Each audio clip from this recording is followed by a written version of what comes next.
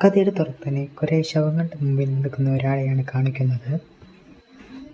അപ്പോൾ അയാളുടെ അടുത്തേക്ക് ആരോ വരുന്നു. മുന്നിൽ നിൽക്കുന്ന അയാൾ ചോദിക്കുന്നു, ആഷ്, നിന്നോട് ഞാൻ പറഞ്ഞതല്ലേ ഈസ്റ്റേൺ സ്ക്വാഡ് ആണ് നീ നോക്കണ്ടേ എന്ന്, പിന്നെ എന്തുകൊണ്ടാണ് നീ ഇവിടെ നിൽക്കുന്നത്? ഇത് കേൾക്കുന്ന അവൻ പറയുന്നു, നിങ്ങളെ തീർക്കാനാണ് ഞാൻ ഇവിടെ വന്നിരിക്കുന്നതെന്ന്. ഇത് കേൾക്കുന്ന അയാൾ ദേഷ്യത്തിൽ തിരിഞ്ഞു നോക്കുന്നു. ശേഷം അവൻ പറയുന്നു, തുടക്കം തൊട്ടേ നിങ്ങളുടെ ഉദ്ദേശം എന്നെയും എൻ്റെ സ്ക്വാഡിനെയും തീർക്കാനായിരുന്നല്ലേ? ഞാൻ പറഞ്ഞത് ശരിയല്ലേ അച്ഛാ? ഇത് കേൾക്കുന്ന അയാൾ പറയുന്നു, അങ്ങനെയാണ് ഒരു വിങ്സ് ഇല്ലാത്തവനെ യൂസ് ചെയ്യേണ്ടതെന്ന്.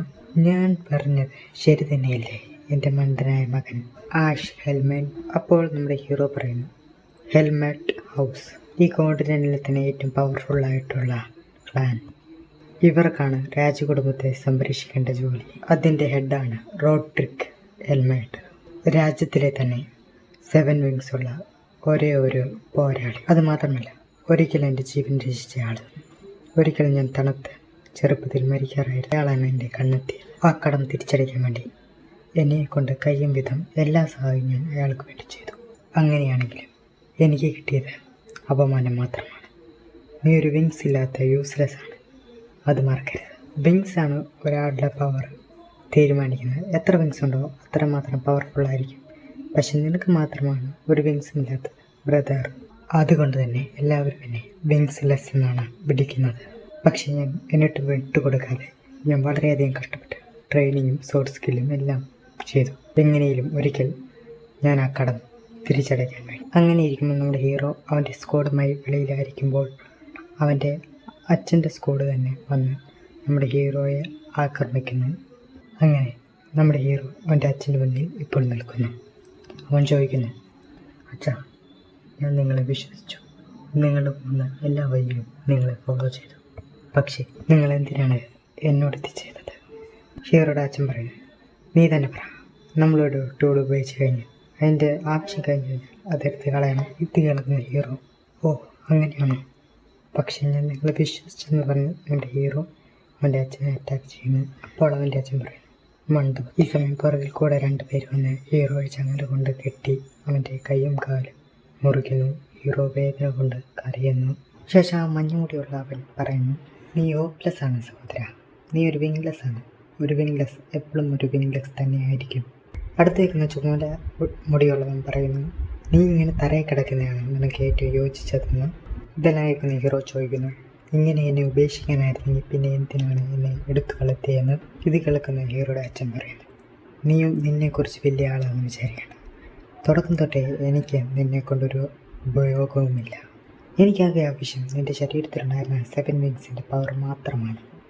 ഇത് കേൾക്കുന്ന ഹീറോ ഷോക്കായി നോക്കുന്നു. ശേഷം അയാൾ പറയുന്നു, പക്ഷെ നിൻ്റെ അമ്മ എനിക്ക് ശരിക്കും യൂസ്ഫുള്ളായിരുന്നു. അവൾ കാരണമാണ് എനിക്ക് നിന്നെ കിട്ടി എന്ന് പറഞ്ഞ് അയാൾ നടക്കുന്നു. ഇത് കാണുന്ന ഹീറോ കൈ നീട്ടി, നിൽക്ക്, നിങ്ങളെന്താണ് പറയുന്നത്? എനിക്ക് മനസ്സിലാകുന്നില്ല. അതേസമയം അവന്മാർ ഹീറോയെ കൊല്ലുന്നു. ശേഷം ഹീറോ പറയുന്നു, എനിക്ക് തണുക്കുന്നു. ഇങ്ങനെയാണോ ഞാൻ മരിക്കാൻ പോകുന്നത് എന്ന് പറഞ്ഞ് കണ്ണുകളടയ്ക്കുന്നു. ശേഷം ഒരു ചർച്ചിൻ്റെ മേൽക്കൂരയാണ് നമുക്ക് കാണിക്കുന്നത്. അവിടെ നമ്മുടെ ഹീറോയുടെ വോയിസ് കേൾക്കാം. ഇതാണോ ആഫ്റ്റർ ലൈഫ്? എല്ലായിടത്തും വെള്ള പോലെ ഉണ്ടല്ലോ. ഇപ്പോൾ നമ്മുടെ ഹീറോയുടെ വോയിസ് ഒരു കുഞ്ഞിൻ്റെ അടുത്ത് നിന്നാണ് കേൾക്കുന്നത്. ശേഷം ഹീറോയ്ക്ക് മനസ്സിലാക്കുന്നു ഇത് ആഫ്റ്റർ ലൈഫ് അല്ല, ഇത് ശരിക്കും സത്യമാണെന്ന്. പക്ഷേ എങ്ങനെ? കുഞ്ഞിക്കൈ, കുഞ്ഞിക്കാല്, ഞാനിപ്പോൾ ഒരു ബേബിയാണ്. അതുമാത്രമല്ല, ഈ അടുത്ത് മരിച്ചു കിടക്കുന്ന സ്ത്രീ ആരാണ്? ശേഷം നമ്മുടെ ഹീറോ അവൻ്റെ സ്കിൽ യൂസ് ചെയ്ത് സെർച്ച് ചെയ്യുന്നു. അപ്പോൾ ഹീറോയ്ക്ക് മനസ്സിലാക്കുന്നു കുറേ പേര് കുതിരപ്പുറത്ത് വരുന്നു. അവർ സംസാരിക്കുന്നു, നമുക്ക് എങ്ങനെയും ആ സ്ത്രീയെയും ആ കുഞ്ഞിനെയും കണ്ടുപിടിക്കണം. കാരണം ഡൂക്ക് നമ്മളോട് പറഞ്ഞിരിക്കുന്നത് ആ കുഞ്ഞിനെ ജീവനോടെ തന്നെ കണ്ടുപിടിച്ച് കൂട്ടിക്കൊണ്ടുവരാനാണ്. ഇത് കേൾക്കുന്ന ഹീറോയ്ക്ക് മനസ്സിലാക്കുന്നു അവർ നമ്മുടെ ഹീറോയെക്കുറിച്ചാണ് സംസാരിക്കുന്നതെന്ന്. അതുമാത്രമല്ല, ആ ഡൂക്ക് എന്ന് പറയുന്നത് റോഡ്രിക് ആണെന്നും മനസ്സിലാകുന്നു. ഇപ്പോഴാണ് ഹീറോയ്ക്ക് മനസ്സിലാകുന്നത് അവനെ കഴിഞ്ഞ ജന്മത്തിലും ഡൂക്ക് ഇങ്ങനെ തന്നെയാണ് കണ്ടുപിടിച്ചെന്ന് പറഞ്ഞായിരുന്നു. ശേഷം ഹീറോ പറയുന്നു, ഇതിനെക്കുറിച്ച് ഇപ്പോൾ ചിന്തിക്കാൻ സമയമില്ല. പിന്നെയും ഡൂക്കിൻ്റെ കയ്യിൽ അകപ്പെടുന്നേക്കാണ് നല്ലത്. ഇവിടെ നിന്ന് എങ്ങനെയും രക്ഷപ്പെടണം. എനിക്കിവിടെ നിന്ന് പോകണം. ഇച്ചിരി ദൂരമെങ്കിലും പോയി ഒളിച്ചിരിക്കണം. ഞാൻ ഇത്തവണ ആ ഡോക്കിൻ്റെ കയ്യിൽ അകപ്പെടാൻ പാടില്ല. എനിക്ക് ജീവിക്കണം. അതിന് ഞാൻ ഇവിടെ നിന്ന് പോയേ പറ്റൂ. പക്ഷേ എന്നെക്കൊണ്ട് പറ്റുന്നില്ല. എൻ്റെ ദേഹമാകെ എരിയുന്ന പോലെ. പക്ഷേ ഞാൻ ഇവിടെ നിന്ന് എങ്ങനെയും രക്ഷപ്പെടണം. ശേഷം എന്നോട് ചെയ്തതിനെല്ലാം ഞാൻ തിരിച്ച് റോഡ്രിക്കിന് പ്രതികാരം ചെയ്യും. അങ്ങനെ പറഞ്ഞ് ഹീറോ നടക്കുന്നു. പക്ഷേ അവിടെ മഞ്ഞ് പെയ്യുന്നു. അപ്പോൾ ഒരു പെൺകുട്ടി നമ്മുടെ ഹീറോയെ കാണുന്നു. അവൾ അവളുടെ അച്ഛനെ വിളിക്കുന്നു. ശേഷം അയാൾ ഇത് കാണുമ്പോൾ ഞെട്ടുന്നു. ശേഷം നമുക്ക് കാണാം അയാളുടെ പേര് ബിസ്കോട്ട് ഹൗസ് ഹാഫ്രിഡ്. ശേഷം നമ്മുടെ ഹീറോയെ അയാളുടെ അടുത്തിട്ട് വിചാരിക്കുന്നു, ഇവിടെ എങ്ങനെയാണ് ഈ ഒരു കുഞ്ഞ് എത്തിപ്പെട്ടതെന്ന്. ശേഷം ഹീറോ വന്ന വഴി അയാൾ നോക്കുന്നു. അത് കാണുന്നു. അയാൾ ഞെട്ടിയിട്ട് പറയുന്നു, ഇത്രയും ദൂരെ ഈ കുഞ്ഞ് എങ്ങനെയാണ് വന്നിരിക്കുന്നത്. ശേഷം അയാൾ ഹീറോയെ അത്ഭുതത്തോടെ നോക്കിയിട്ട് പറയുന്നു, ശരിക്കും ഈ കുഞ്ഞ് ആരായിരിക്കും? രണ്ടാമത്തെ ചപ്പിൽ കടന്നു നമ്മുടെ ഹീറോ കണ്ണു നോക്കുകയാണ്. അപ്പോൾ അവൻ എവിടെയാണെന്ന് അവൻ ചിന്തിക്കുന്നു. പെട്ടെന്നൊരു കുഞ്ഞ് പറന്നു വന്ന് നമ്മുടെ ഹീറോയുടെ മൂക്കിൽ പിടിക്കുന്നത് നമ്മുടെ ഹീറോ കാണുന്നത്. പിന്നെ ആ കുഞ്ഞിൻ്റെ കൂടെ തന്നെ 4 പെണ്ണുങ്ങളെ കാണുന്നു. അതിൽ ആ കുഞ്ഞിനെ എടുത്തു നിൽക്കുന്ന ചുമല് മുടിയ പെണ്ണ് പറയുന്നു, ബിഗ് സിസ്റ്റർ. അതാണ്ട് ഈ കുഞ്ഞ് കണ്ണ് തുറന്നിരിക്കുന്നെന്ന്.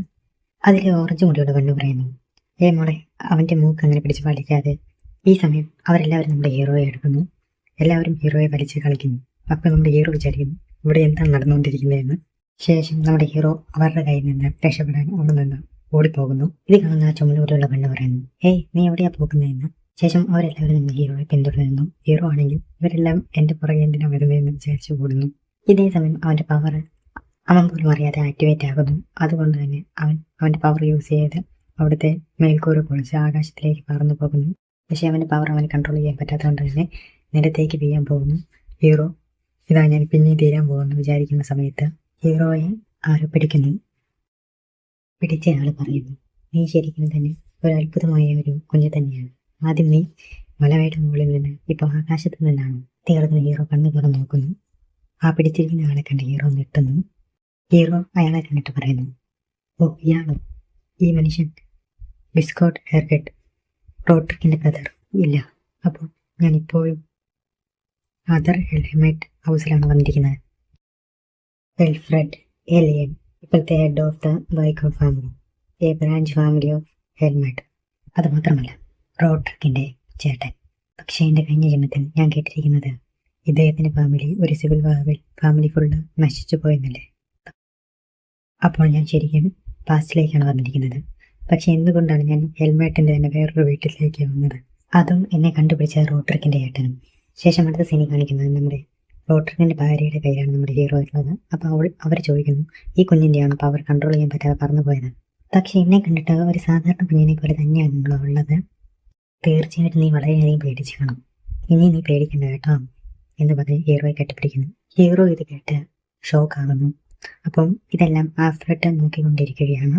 ശേഷം ആൽഫ്രഡ് കൈകൊണ്ട് നമ്മുടെ ഹീറോയുടെ പുറകിലെ തുണി മാറ്റിയിട്ട് പുറത്തിലുള്ള ആ പടം കാണിക്കുന്നു.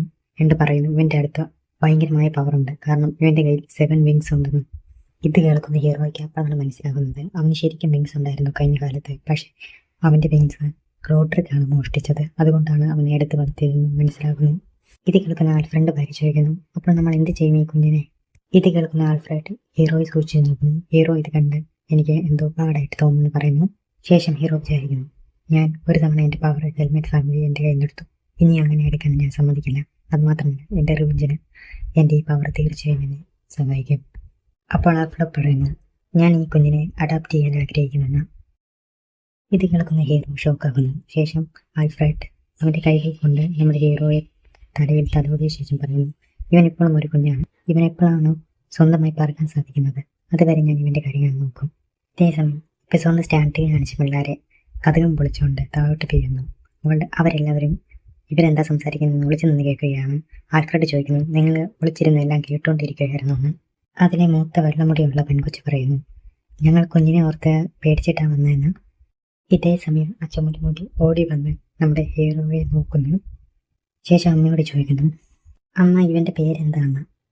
ഓക്കെ, നമുക്ക് അമ്മ ഇവനെ ആസ്റ്റർ എന്ന് വിളിക്കാം. അതിൻ്റെ അർത്ഥം നമ്മുടെ വീടിൻ്റെ പുതിയ നക്ഷത്രം. അങ്ങനെ 10 വർഷങ്ങൾ കഴിഞ്ഞിരിക്കുന്നു. അവിടെ ഒരു ഫംഗ്ഷൻ നടക്കുന്ന സ്ഥലത്ത് ഒരാൾ നമ്മുടെ ആൽഫ്രഡിനെ നോക്കിയിട്ട് നിങ്ങളെ കാത്തിരിക്കുകയായിരുന്നു ലോർഡ് ആൽഫ്രഡ് എന്ന് പറയുന്നു. തൊട്ടുപുറകിലുള്ള ഗ്യാരേജിൽ നിന്ന് തന്നെ ഒരു പയ്യൻ ഇറങ്ങുന്നു. അത് വേറെ ആരുമല്ല, നമ്മുടെ ഹീറോ വളർന്നു നിൽക്കുന്നതാണ് കാണിക്കുന്നത്. തൊട്ടുപുറകിൽ തന്നെ നമ്മുടെ ഹീറോയുടെ സിസ്റ്ററിനെ ഹീറോ കൈകൾ പിടിച്ച് ഇറക്കുന്നു. അവൾ ഹീറോയോട് താങ്ക്സ് പറയുന്നു. ശേഷം അവർ നടക്കുമ്പോൾ നമ്മുടെ ഹീറോ പറയുന്നു, ഞങ്ങളിപ്പോൾ വന്നിരിക്കുന്നത് ഒരു സോഡ് ഡാൻസ് അസംബ്ലിയിലാണ്. ഇവിടെയാണ് വലിയ വലിയ പണക്കാരും അതുപോലെ നമ്മുടെ ഹെൽമെറ്റ് ഫാമിലി മാർഷൽ ആർട്ട് വിധികൾ കാണിച്ച് അവരുടെ ഷോ ഓഫ് സ്ഥലമെന്ന്. അതുമാത്രമല്ല, ഇപ്പോഴത്തെ യങ് ജനറേഷൻസിലുള്ള ആൾക്കാർ അവരുടെ സ്കില്ല് കാണിക്കുന്ന സ്ഥലവും ഈ അസംബ്ലിയാണ്. അപ്പോൾ അവിടെയുള്ള ആൾക്കാർ നമ്മുടെ ഹീറോയുടെ ഫാമിലിയെക്കുറിച്ച് മോശമായ രീതിയിൽ സംസാരിക്കുന്നത് കേൾക്കാം. അപ്പോൾ അവരെല്ലാവരും നമ്മുടെ ഹീറോയെക്കുറിച്ചും സംസാരിക്കുന്നത് നമ്മുടെ ഹീറോ കേൾക്കുന്നു. അപ്പോൾ ഹീറോയുടെ സിസ്റ്റർ പറയുന്നു, നീ ഇതൊന്നും കണ്ട് വിഷമിക്കേണ്ടെന്ന്, കാരണം നമ്മളിവിടെ നമ്മുടെ വീക്ക്നെസ് കാണിക്കാനേ പാടില്ലെന്ന് പറഞ്ഞ് കൈ മുറുക്കുന്നു. പക്ഷേ ഹീറോ അവളുടെ കൈ വിറയ്ക്കുന്നത് കാണുന്നു. അപ്പോൾ ഹീറോയുടെ അച്ഛൻ ചോദിക്കുന്നു, ഇപ്പോഴത്തെ നമ്മുടെ ഫാമിലി അവസ്ഥ നീ കണ്ടല്ലോ, ഇത് കണ്ടിട്ട് നിനക്ക് ഡിസപ്പോയിൻമെൻ്റ് ആയോ എന്ന് ചോദിക്കുന്നു. ഇത് കേൾക്കുന്ന ഹീറോ പറയുന്നു, ഇല്ല ഫാദർ, ഞാൻ ഒരിക്കലും ഡിസപ്പോയിൻമെൻ്റ് ആയിട്ടില്ല, ശരിക്കും എനിക്ക് പറ്റിയ സ്ഥലം തന്നെയാണ് ഇതെന്ന് പറയുന്നു. ഇത് കേൾക്കുന്ന ആൽഫ്രഡ് ചിരിച്ചുകൊണ്ട് പറയുന്നു, നീ ഇങ്ങനെ തന്നെ പറയുമെന്ന് എനിക്കറിയാമായിരുന്നെന്ന്. ശേഷം ഹീറോ വിചാരിക്കുന്നു, എൻ്റെ പാസ്റ്റ് ലൈഫിൽ ഞാൻ ഇവിടെ കുറേ അധികം അപമാനങ്ങൾ നേരിടേണ്ടി വന്നിട്ടുണ്ട്, ഒരു വിങ് ഇല്ലാത്തവനായതുകൊണ്ട്. പക്ഷേ ഇപ്പോൾ എൻ്റെ വിങ്സ് ഉണ്ട്, ഇപ്പോൾ ഞാൻ എൻ്റെ പ്രതികാരം ചെയ്യേണ്ട സമയമായിട്ടുണ്ട് എന്ന് പറഞ്ഞ് ഹീറോ മേളിലേക്ക് നോക്കുന്നു. ശേഷം രണ്ടുപേരെ നമ്മുടെ ഹീറോയെ നോക്കുന്ന കാണുന്നു. അവന്മാരാണ് നമ്മുടെ ഹീറോയെ കഴിഞ്ഞ ജന്മത്തിൽ കൊന്നവർ. അവരെ കാണുന്ന ഹീറോ പറയുന്നു, ഇനിയാണ് എൻ്റെ ശരിക്കുമുള്ള പ്രതികാരത്തിൻ്റെ ആരംഭമെന്ന്.